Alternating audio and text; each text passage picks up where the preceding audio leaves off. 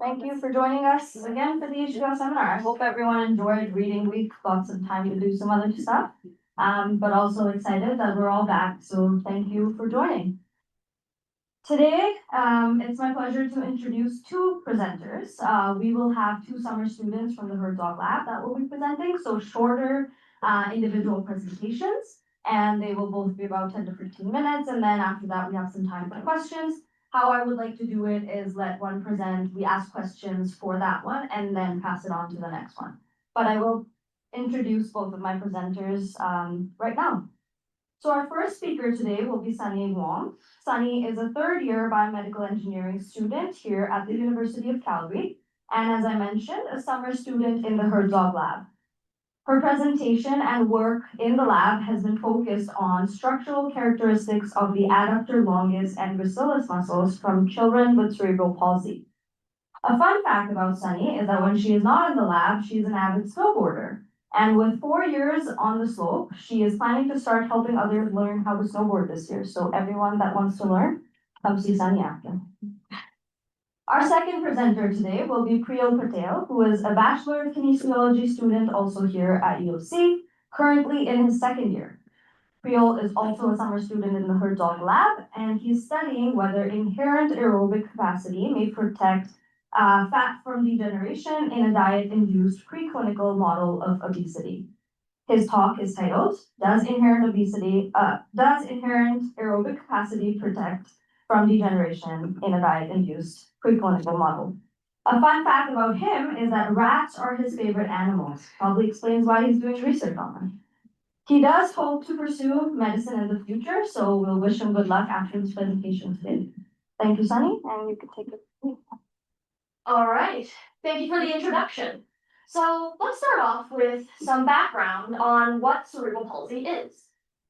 So cerebral palsy is the most common childhood physical disability worldwide and affects between 2 to 3 children per 1,000. It is typically caused by damage to the brain, either before, during, or shortly after birth, through causes such as postnatal trauma, genetic causes, premature birth, complications during birth, malformations of the brain during development, etc., etc. People who do have cerebral palsy will typically experience a loss of motor function, a loss of range of motion, as well as having stiffer and weaker muscles.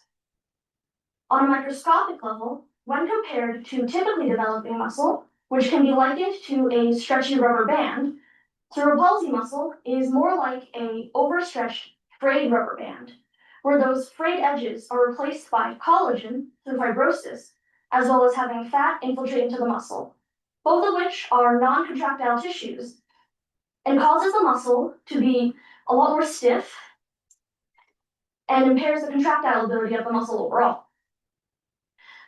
Due to this increase in collagen and fat, it also comes at the cost of the size of the muscle fibers.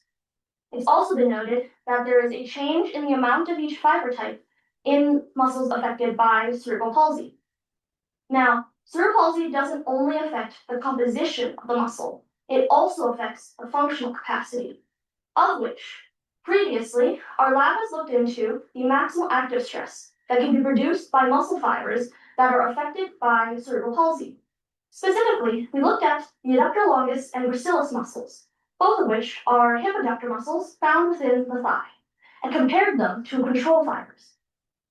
Now, you would think that all fibers that are affected by cerebral palsy would produce lower amounts of stress compared to a control. And while the adductor longus did follow this and produces quite a bit lower stress compared to the control, the gracilis, on the other hand, did not, which suggests that the adductor longus is more heavily impacted by cerebral palsy, but also poses the question of what else could be impacted differently between these two muscles. Which brings me to the objective of this study, which is to investigate the structural characteristics of the adductor longus and gracilis muscles from children with cerebral palsy. And since the adductor longus fibers produce lower amounts of stress and overall appears to be more heavily affected by cerebral palsy, we hypothesized that the adductor longus muscle would have higher amounts of collagen, fat, type 2 fibers, and smaller fibers compared to the gracilis. So then, how did we actually go about investigating this? Well, we had adductor longus and gracilis muscle biopsies from 11 children between the ages of 2 to 16, all of whom were diagnosed with severe spastic cerebral palsy. They were classified under the gross motor function classification system as levels 4 to 5, meaning that they are primarily wheelchair bound. And these biopsies were specifically taken whilst they were undergoing a muscle lengthening surgery. As for specifically what we measured throughout this study, we looked at the fiber types quantified using myosin heavy chain isoforms, the amount of fibrosis quantified using the amount of collagen, fat infiltration through the amount of fat, and fiber size, specifically the cross-sectional area of the fibers. For our first outcome measure, the fiber types, we used 7% acrylamide electrophoresis gels to sort the isoforms by molecular weight, as this is touted as the gold standard when looking at these isoforms. Here, you can see a few examples of these gels. From bottom to top is myosin heavy chain 1, 2A, and 2X, which each corresponds to the fiber type that of the same number. All the samples we had were tested between 2 to 4 times and was analyzed using ImageJ, which is the same program we use to analyze the rest of the outcome measures, with the gels specifically being expressed as a percentage of the isoform compared to the total amount of myosin heavy chain, which is based on how dark and how thick the bands are on the gel. For the rest of the outcome measures, meaning the amount of fibrosis, fat infiltration, and the fiber size, we used histological sections stained to highlight certain characteristics, and these were all viewed and imaged at a 10x magnification, which provided us a direct and detailed view of those characteristics that we're looking at. So for fibrosis, we stained the sections with picrosatis red, which stains the collagen a red color. These are viewed and imaged under light microscopy and again analyzed using ImageJ. The fibrosis was specifically expressed as a percentage of the red compared to the total area of the histological section. For fat infiltration, we stained the sections with oil red O, which stains the fat a red color. This was also viewed and imaged under light microscopy and again analyzed using ImageJ, and again expressed as a percentage of the red compared to the total area of the section. For fiber size, we stained the sections with anti-laminin, which highlights the laminin protein found within the membrane that surrounds the fibers and is visible specifically under fluorescent microscopy. Here, we were specifically measuring the cross-sectional area of the fibers, with about 30% of the fibers within the sections being measured. So now that we know how we looked at all of these, what did we actually find? Does the adductor longus really have higher amounts of fat, collagen, type 2 fibers, and smaller fibers? Well, let's find out. So here we have a few box plots, with the x-axis representing the muscle, the y-axis representing the outcome measure, blue representing adductor longus, and orange representing gracilis. So for the myosin heavy chain isoforms, meaning 1, 2A, and 2X, we found that there was no difference between the muscles, which is different than what we expected. But then what about the rest of the outcome measures? What about for fibrosis and fat infiltration? Well, same story. There was no difference between the muscles. But then what about fiber size? Well, for fiber size, we found that, on average, the adductor longus fibers were about 43% smaller than the gracilis fibers. And to better visualize this for you all, here is one of the images from the adductor longus sections, and here is one of the images from the gracilis sections. As you can see, there is quite the difference in size in terms of the cross-sectional area between these two muscles. And yes, both of these were taken at a 10x magnification. But then, now that we know what we found, what does it actually tell us? Well, as we saw, the adductor longus fibers are quite a bit smaller than the gracilis fibers. And it's also been previously found that these fibers produce lower amounts of stress, have lower amounts of structural proteins, namely titin and nebulin, as well as having lower amounts of contractile proteins, namely actin. Now, this could be due to a loss of function in the adductor longus. so the children not being able to utilize the muscle quite as well, and or a problem with the damage and repair cycle in the adductor longus. But overall, why there is a difference and what causes this difference between these two muscles is unknown. But because there is a quantifiable difference between these two muscles, it could mean that different treatments for these differently affected muscles could be beneficial for patients. But overall, this helps to further our understanding of the differences between how muscles are affected by cerebral palsy.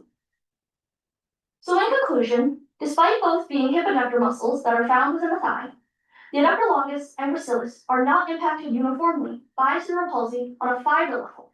And this information helps to support previous findings of differences in sarcomeric proteins, meaning the titin, nebulin, and actin I talked about. And that was my project from this summer. Thank you all for listening, and I'm happy to take any questions.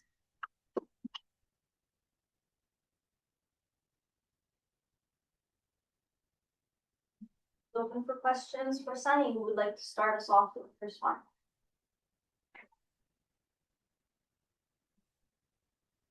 Walter. So is having small fibers good or bad? Good question. I'm trying to remember what I know about muscles. So,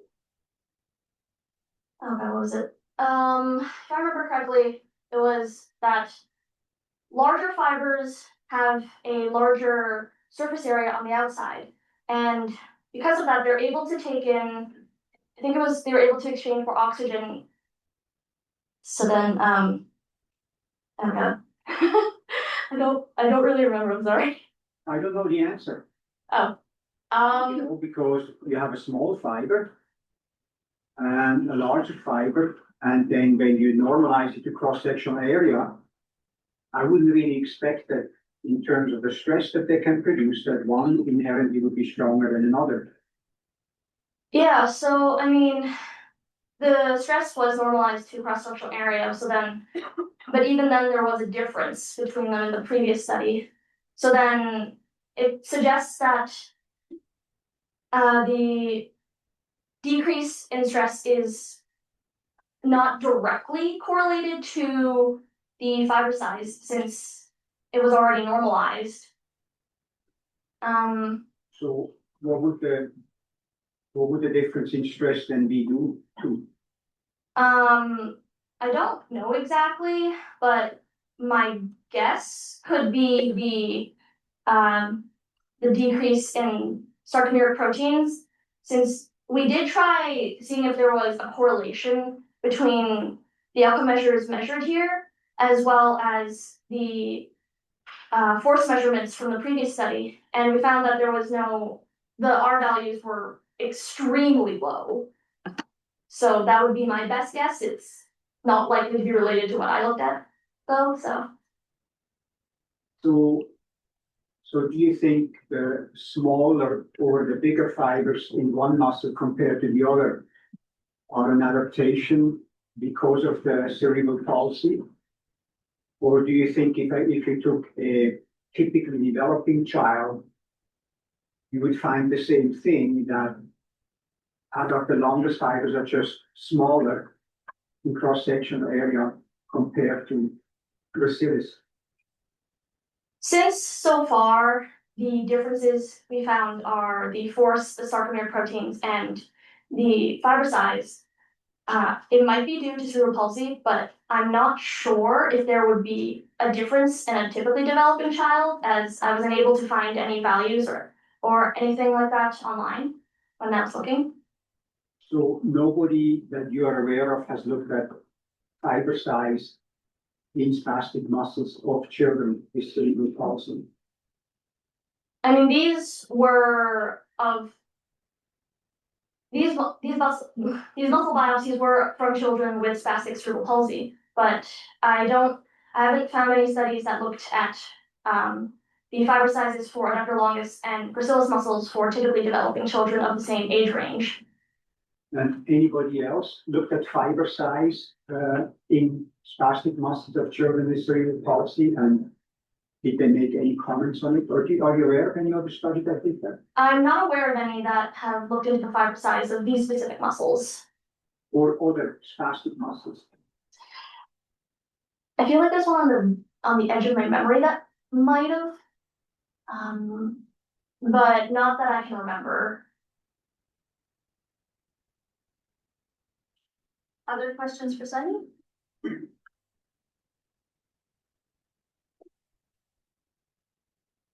No hands with Venus.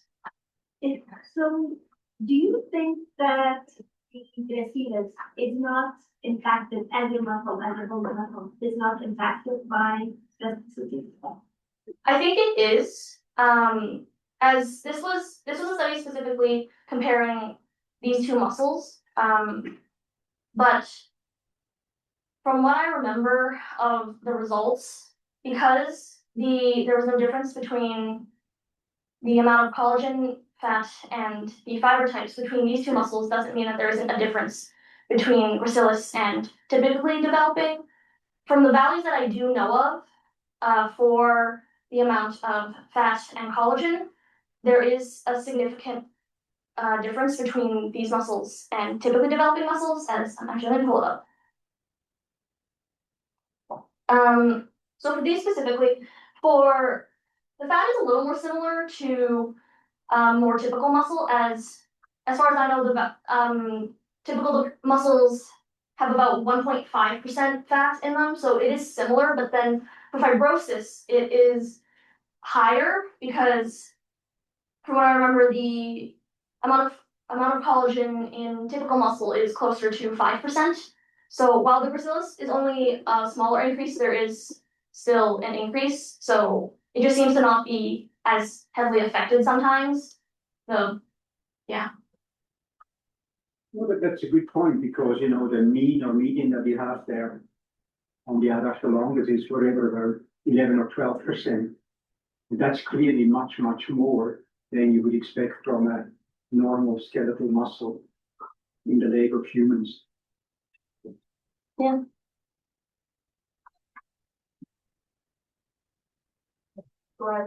Did you look at sarcomere length? For these, no.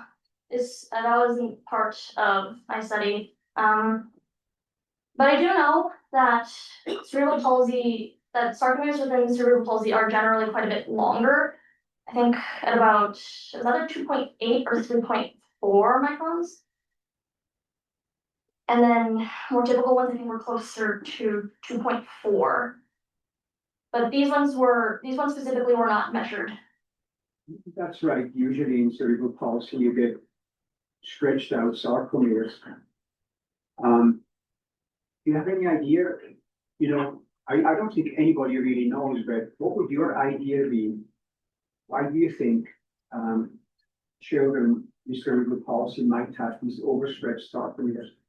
So the muscles in children with cerebral palsy have a significant decrease in satellite cells, which are what are responsible for the growth and repair of the muscles. Without them, the muscle can't exactly repair itself as well. And as far as I know, the bones within children with cerebral palsy grow as normal, and because of this decrease in satellite cells, the muscles do not grow alongside the bones, which would cause the muscles to be outstretched, and which would also overstretch the sarcomeres. That would be my guess, I think. So if we injected satellite cells, then the muscle might grow better along with the bone, like in a typically developing animal or human. I don't know enough about satellite cells to comment very well on that. I just know that there's a decrease in cerebral palsy and that they do the repair and growth of muscle. But I would say it is possible based on my very limited knowledge. Do all muscles are longer is the CP? Isn't crouched gait like a very common thing in children with CP? So I'll assume that some muscles would just be lengthened because they're on extensor surfaces, so to speak. And then other ones would be quite shortened because they're crouched, flexed all the time. That's not a question. I guess I'm asking to be. They're all longer? From what I've read, it might be a generalization, but they do say that it's longer, but I don't know if it is for sure for every single muscle. It probably isn't, because children with CP, it might be restricted to a limb, you know, it might be your right arm, whereas your left arm, maybe your legs might be absolutely perfect and have no functional impairment, and so presumably those muscles that are not affected in children with CP, they probably would be normal. But it's a good question, because I've not seen anything, not seen anybody looking carefully at the non-spastic muscles after in children with CP. I remember I asked Rick Lieber once, because he was the one that postulated there are less satellite cells in the muscles, in the spastic muscles. They asked him exactly that question. I said, well, what about the other muscles, you know, the ones that are not spastic? Do they also have less satellite cells, and it's systemic throughout the whole body? And some muscles, you know, just it inhibits sarcomerogenesis. Or do the other muscles have a normal amount of satellite cells, and therefore it's very, very specific to the muscles that are affected functionally, which I assume it would be, but I don't think anybody has ever looked at that. Yeah, not from when I was looking, I didn't see anything about looking at specific muscles either. But I don't know if I remember correctly, but I did read one paper that was talking about the other muscles outside monoplegic, which like the other limbs might also be not as heavily affected, but at least slightly affected. But I don't know if I'm remembering that correctly.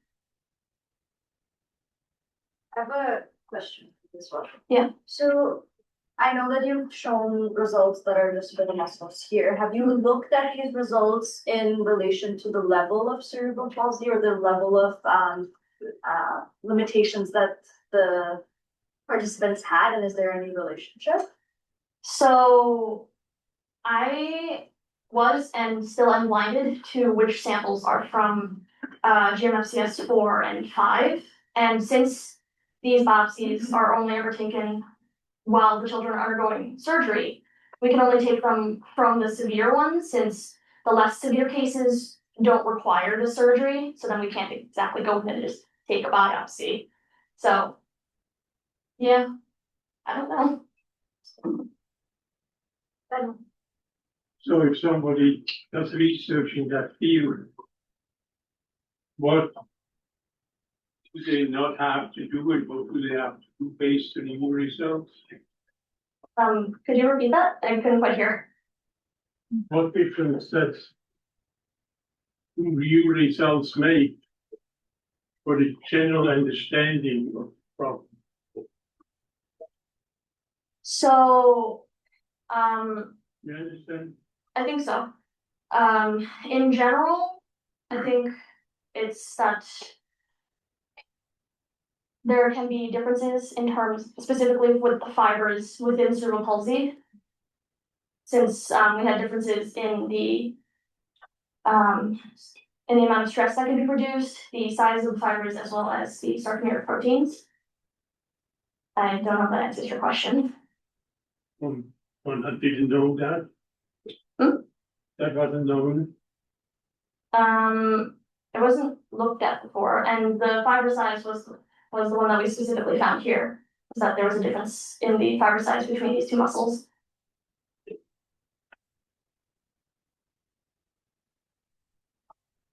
You know, the one thing that you mentioned, even though not directly being from your study, is the idea that you have a very distinct loss of sarcomeric proteins at least in one of these two muscles. And that had not been known before. That loss of these sarcomeric proteins, megalin, actin, and titin, was then also associated with a decrease in the force per cross-sectional area by about 50%, which is a big chunk of the muscle weakness that children with CP have.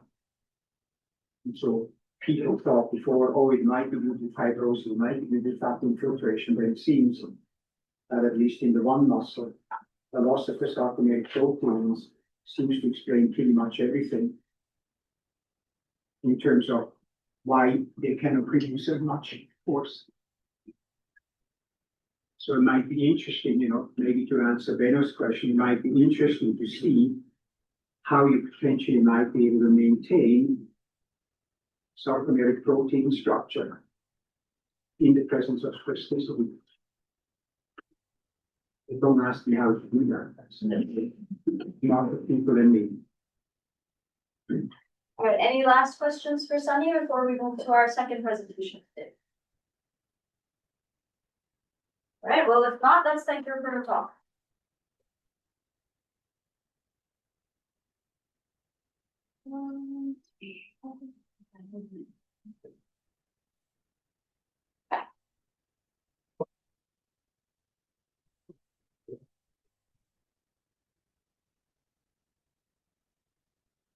It's so loud. Right, like and it's like in the middle, like on there, I think. And then you just have to like turn this on. And then you just have to press the the arrow keys. Hello. Okay. Yeah. Thank you. Thank you. Kind of stressful going after Sunnie, who was a great presenter, but Please be better than me. yeah, so my project explores whether inherent aerobic capacity can protect inguinal fat from degeneration in a diet-induced preclinical model of obesity.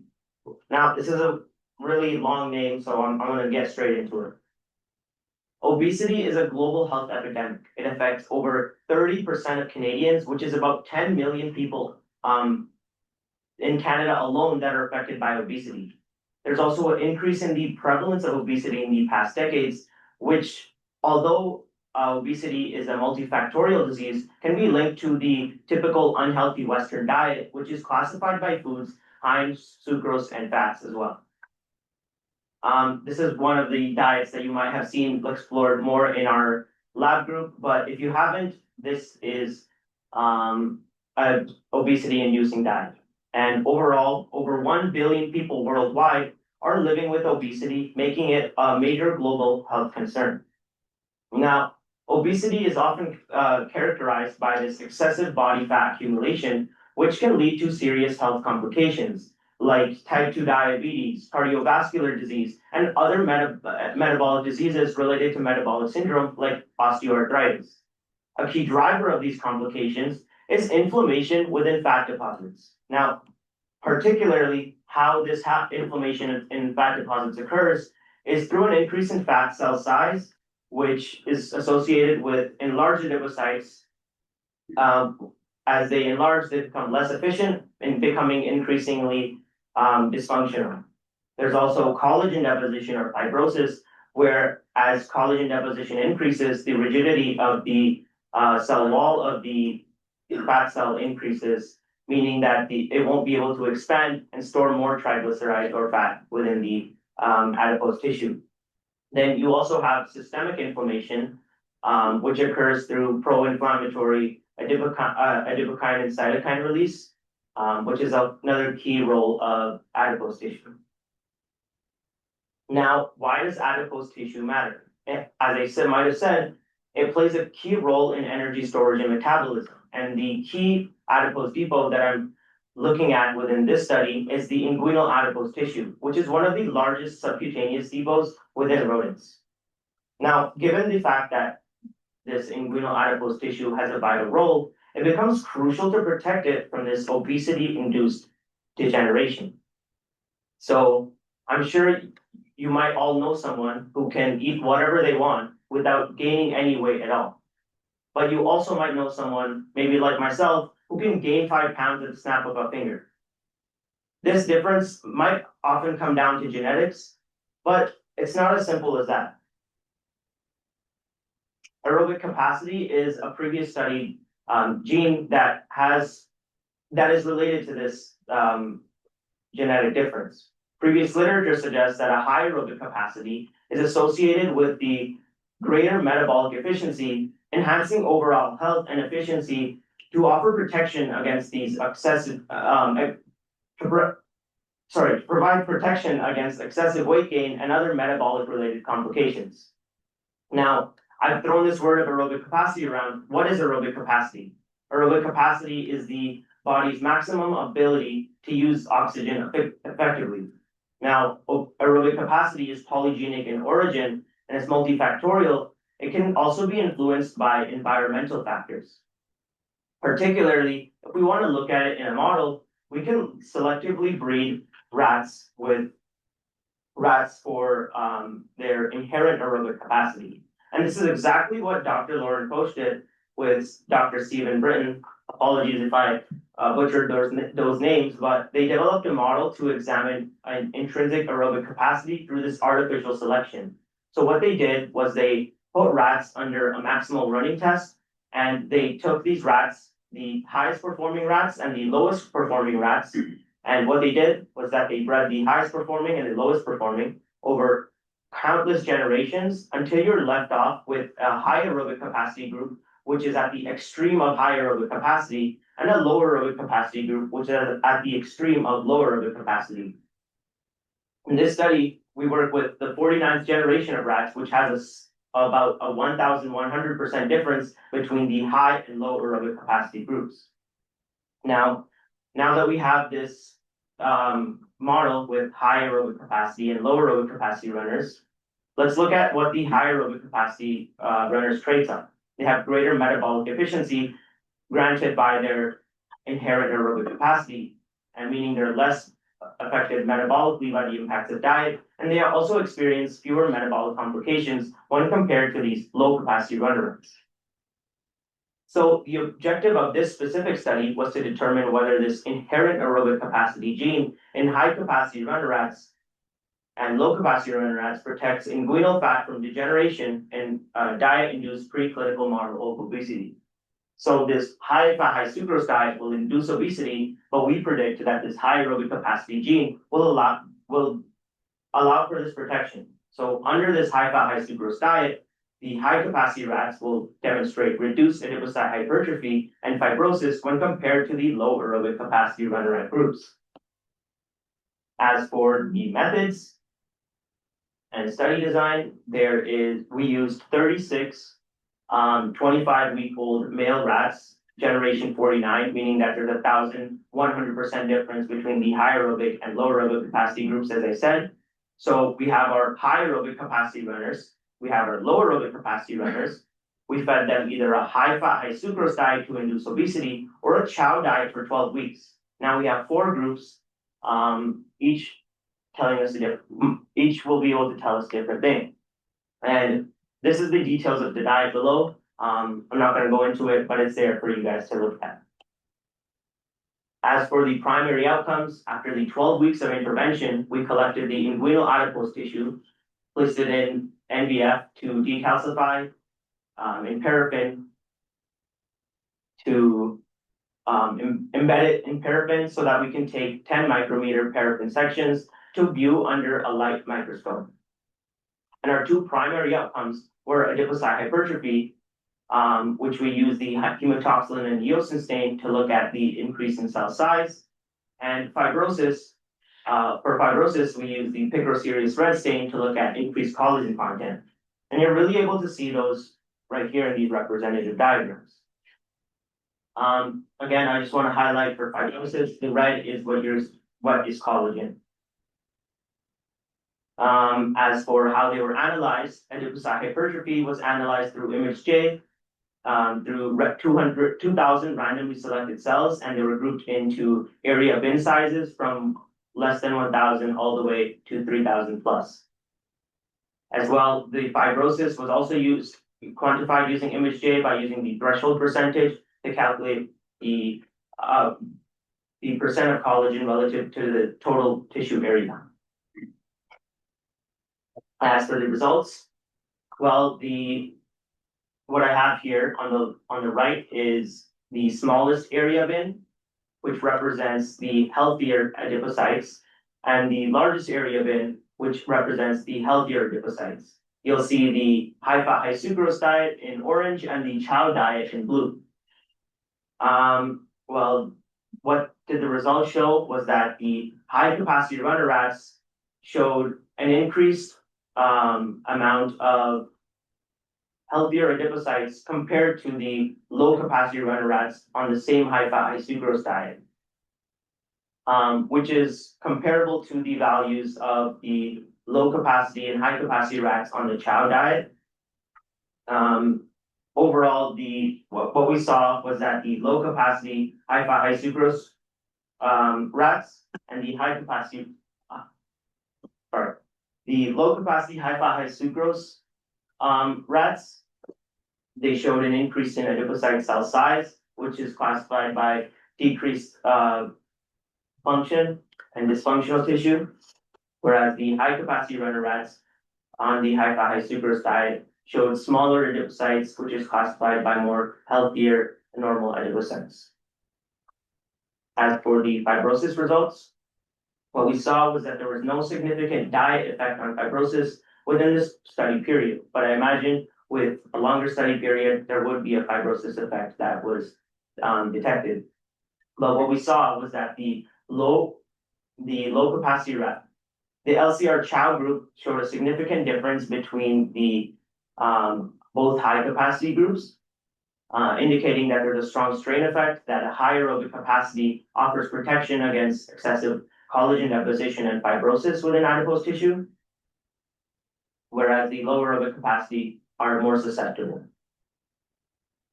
And that is really illustrated here. On the left, you'll see the low capacity chow rats, and the right, you'll see the high capacity chow rats. And you'll see that there is a clear difference between the strain, but when we look at the low capacity and compared with the other low capacity group, we don't really see a significant difference between these groups. As for the significance of what these results mean, well, high aerobic capacity enhances metabolic efficiency, which protects this adipose tissue, reducing this diet-induced hypertrophy and fibrosis, likely reducing this excessive inflammation throughout the body, supporting overall metabolic resilience.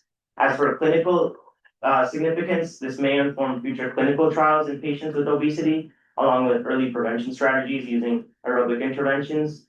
And overall, what does this mean for you? Probably just do some cardio. I just want to acknowledge Dr. Herzog for giving me this opportunity.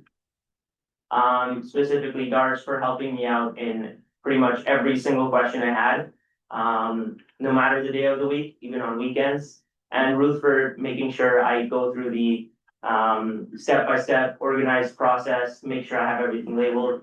Really appreciate her for that. And that's all.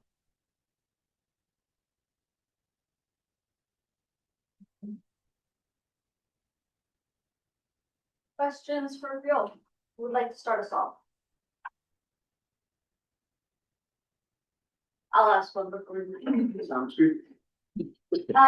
Did you control for how much activity these high capacity versus low capacity rats do, or that was something? In this study, there was no control of like the activity, because we're looking at specifically the intrinsic aerobic capacity. But there's another line of studies that the master students within my lab group are doing, which is looking at the exercise intervention, where they're controlling the movement of these rats. But this specific one just does not. Fair. I'm asking because you showed fibrosis results, which were kind of irrespective of the diet. The chow the low capacity rats and the high capacity rats showed differences. And so I'm wondering, with the high capacity in the rats, are they more inclined to do more activity? And so is that what's maybe driving this? Did you just notice any differences in how much they do around when they're? I didn't actually get to work with these rats. I just only got to work with the adipose tissue that after. But the high capacity rats are usually more active compared to the low capacity. You'll be able to see that difference if you see them in person, but I don't imagine within the study that it would have made a significant difference. I believe the nature of the high capacity runner rat group having that enhanced metabolic efficiency is more likely the cause of the results that we're seeing. Walter, Define aerobic capacity for me. Aerobic capacity is the body's ability, the body's maximum capacity to use oxygen efficiently during exercise. And how is it typically given? In what units is it given?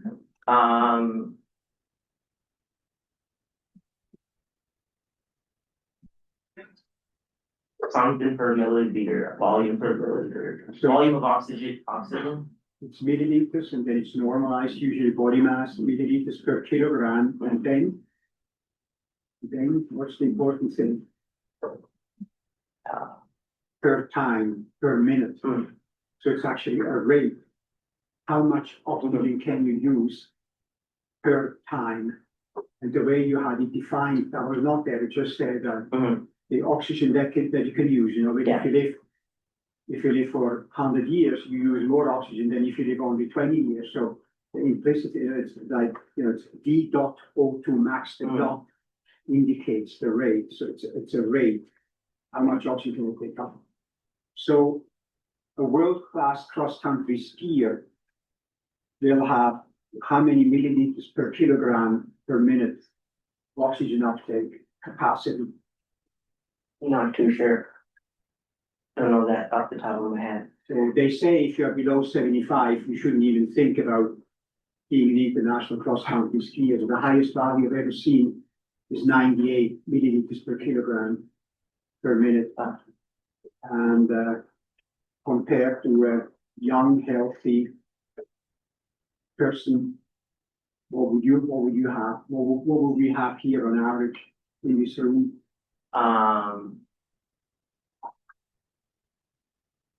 50, 40. Yeah, 30, Yeah. 40, probably 40 maybe on average, compared to 98. Compared to people who are on the low end, which would have as low as Low as like 30, 20-ish, yeah. even less. Even 15, less. 20, yeah. So there's an enormous difference Mhm. purely genetically. And that's why, you know, when you're on the school ground and you're in grade 1, some kids can run the entire break and never get tired, and others. So it's a genetic component that in humans at least, you know, allows for great variation, where some people are just Yeah. you know, have a 3 or 4 times more aerobic capacity just by born to certain parents compared to others. can aerobic capacity be trained? I'm assuming you can improve your aerobic capacity through training. Is that possible? Yeah, there's a portion of aerobic capacity that is trained, so the majority of it is through genetics. However, there's a small portion that you're able to train.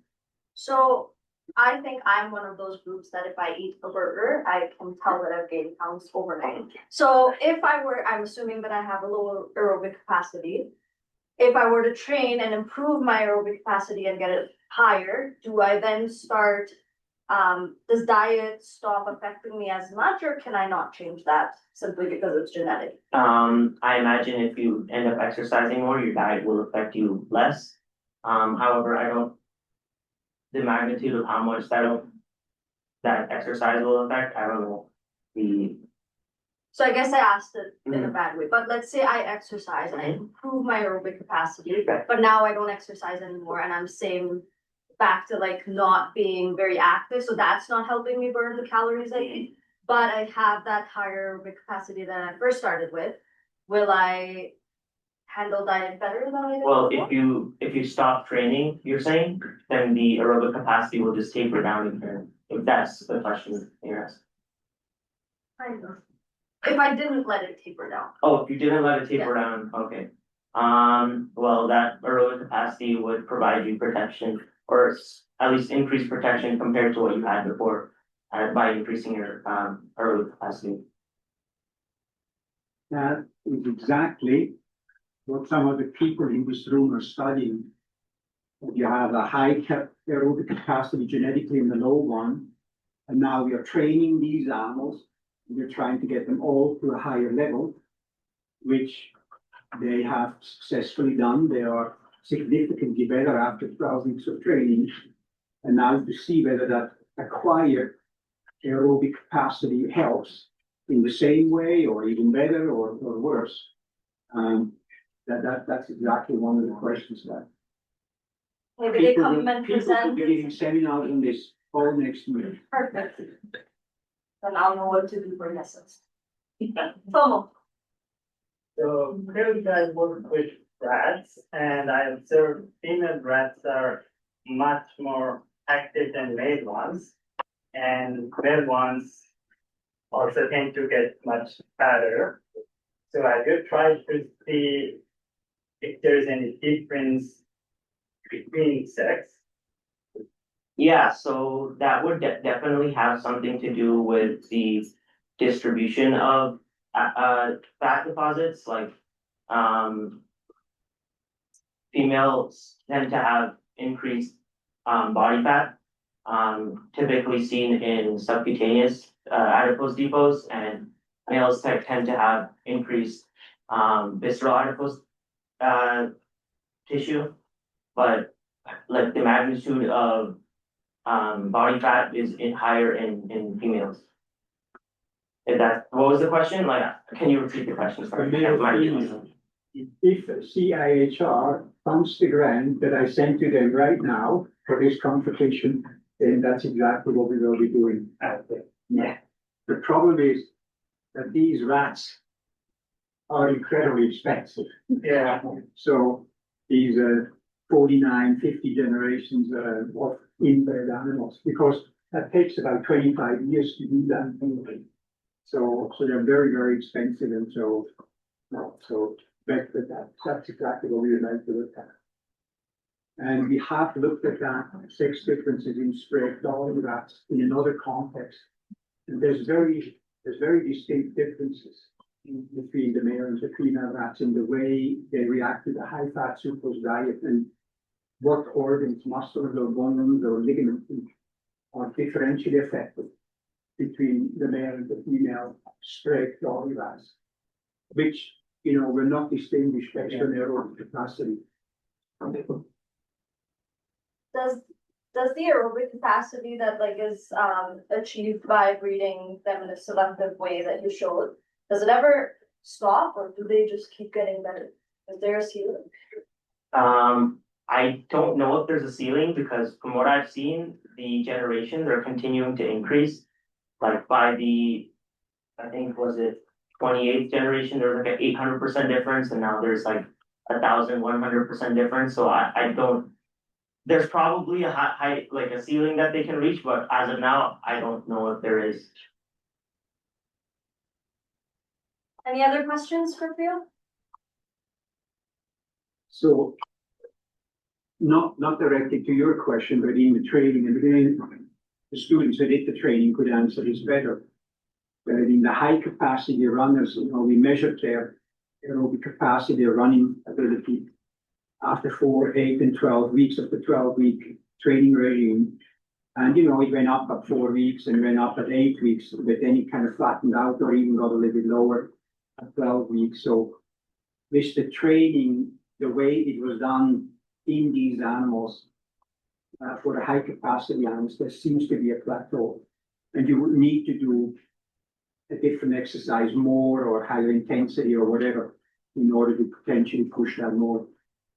I would expect that, because we've seen the training effects in humans too, where it would plateau out somewhere. But I was curious if the breeding part has Darsh maybe trying to Yeah, so we have the 51st generation right now, and the difference between the two strains is about 1,300%. So it seems like it is still going up.